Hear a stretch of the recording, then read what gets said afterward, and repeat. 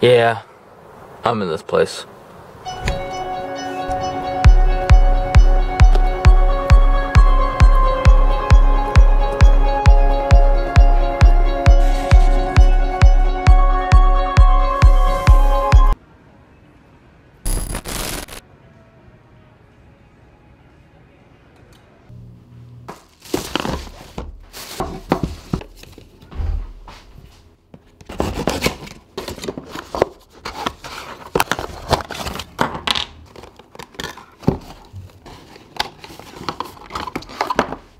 When you need instructions just to get something out of the box, you know you're in trouble.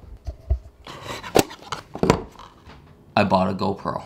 Now, I didn't buy, you know, the new model. I mean, it's a GoPro Session. It's the, I guess technically it's a GoPro 4 Session. Anyway, I didn't get the GoPro 5 Session for one reason. Now in the store, they're lined up, you know, side by side each other. And right below, you know, both displays are price tags, right? One says $300, the other says $150. Big difference. Right now, if the older model of the previous generation of the GoPro Session was, say, you know, $150, and the new one's like, you know, $200, $225, you know, I think, hey, you know, maybe I'll just, you know, go for the better one. But when the newer model is like, you know, twice the price of the previous model, you spend 150 bucks. If the newer model isn't exceptionally better. And maybe it is, but for half the price, I'm gonna take a shot at the older model. Now, really, I mean, the only real, I mean, of course, the newer model has a couple more megapixels and whatever, but really the biggest difference that I could tell between the older model GoPro Session and the newer model is, other than price, is that the newer model has image stabilization. So I had to, you know, think to myself, how much am I really gonna need this image stabilization? Especially when I have this. So all running shots, all walking shots, all motion shots, I'm gonna shoot with this camera here. Why I got this camera? Number one reason. I need a small camera, a kind of discreet camera, to film that shoots in 1080p, that I can kind of set up in situations where, you know, filming with, you know, a bigger, you know, more obvious camera like the Osmo or this Nikon, or even the camera XA30 camcorder that I'm filming this now, where it would be kind of awkward, or, you know, maybe I don't know, maybe unwelcomed. And so, you know, I'm a journalist, you know, I'm a travel writer, I'm a vlogger, right? There's a lot of situations that I kind of want to film in that I don't want to be going around, you know, with my big, you know, Canon, that's not a big Canon camcorder, but, you know, a full-size Canon camcorder that has a big Rode, you know, shotgun mic on it. But this guy here gives me the power to film things like, I don't know, you know, getting your boarding passes from the airline, you know, buying something from a shop, you know, setting up when you do like a television appearance or something, you kind of just want to get some quick shots of you kind of like, you know, sitting in the studio, kind of getting all set up and stuff like that. Or, you know, I mean, just like little things like, you know, going across borders, or, you know, going through customs, or, you know, I mean, all these like little things in travel that, you know, having a big camera is going to be a detriment or prohibited, I can now do with this guy. Now, sometimes airlines can be a little uptight about filming, you know, on airplanes. Now, I don't think there's any laws that like expressly prohibit, you know, using your camera on a plane. But every once in a while, you know, they'll tell you, you know, not to take photos or not to take videos. And I actually have a friend who was once detained while coming off a Spirit Airlines flight in Fort Lauderdale for vlogging, right? Apparently one of the stewardesses kind of, you know, reported him to the authorities as a potential terrorist.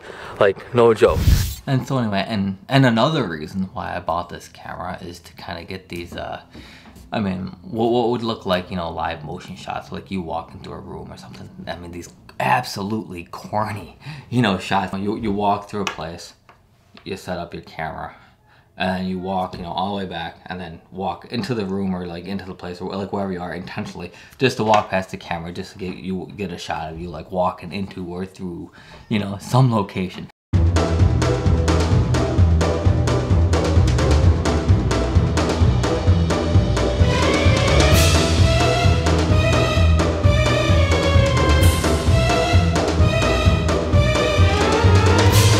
So it's an absolutely ridiculous thing that you have to do to kind of like, you know, have these kind of travel vlogs.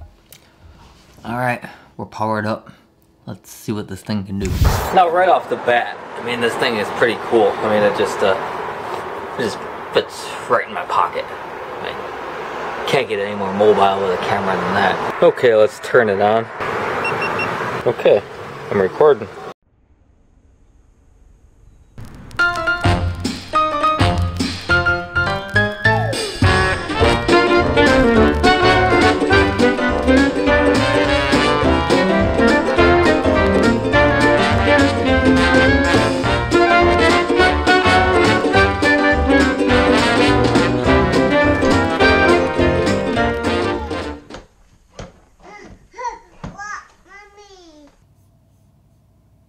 Definitely can't walk with the thing. I mean, that was like some of the shakiest footage that, you know, I've taken with like any camera ever. I mean, for an action cam, to take that shaky footage, how could anybody use that? You can go on a mountain bike, so I don't know. So that's unusable. So I definitely can't move with this thing ever. And as far as the stationary footage, I mean, it wasn't bad.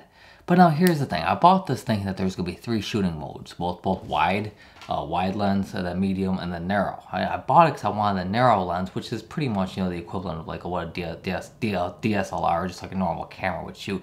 I don't want the wide angle stuff because it like, you know, fish eyes the edges, right? I mean, telephone poles look all bendy, and you know, the roads go up like that. I mean, you just don't want that. You know, I want things to look how, you know, actually looks. I don't know, so it only has like the wide angle and then the medium angle. I mean, how can you have like wide and medium and no narrow? I mean, if you have a medium, that means there has to be at least like 3 options, right? I mean, you can't have medium, only 2 options, because like one's wide and I mean, the medium was less fisheye, right? So, but it was still fisheye. So I'm like really kind of on the cups of, you know, returning this to Best Buy and get my money back, which is the great thing about Best Buy is you can buy stuff from there, you know, test it out for 2 weeks and then bring it back with a receipt and say, hey, you know, this sucks. I mean, I thought there was 3 shooting modes, but there's only 2, and you know, the one that's most appropriate for what I want still shoots everything kind of all, I don't know, like in curvy world or something. It's a $150 camera. It's priced appropriately, but it's a camera that's been discounted down to $150 by the manufacturer. It's not supposed to be, you know, a premium device that does everything you want to do perfectly. It's a $150 device, and you know, that's fine because that's what I wanted to buy. That said, the GoPro Session is going to do, you know, what I want it to do. I'm going to keep it, and if you keep watching these vlogs, you'll be able to see this thing in action.